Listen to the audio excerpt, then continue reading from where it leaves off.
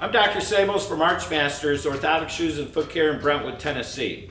Patients have asked me, how can I stop my heel from slipping when I'm walking? Or runners have asked me, how can I stop my foot from sliding forward in the shoe? Well, today I'd like to demonstrate for you how to tie your shoelaces. Sounds funny at our ages, eh? But there is a way. There's a hole in the back of the shoe that is not utilized by many patients. What it is you undo the lace, and instead of going across on the final lace, you're going to go up to the very back hole and use that loop as the eyelet. So when you pull on it, it creates like a wide belt and it redirects the vector of force into the shoe, holding the heel in the shoe.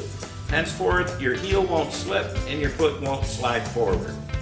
If you need a complimentary consultation, give us a call at Archmasters. I'm Dr. Sables, Nashville's only shoe store with a doc, that's me, in every box.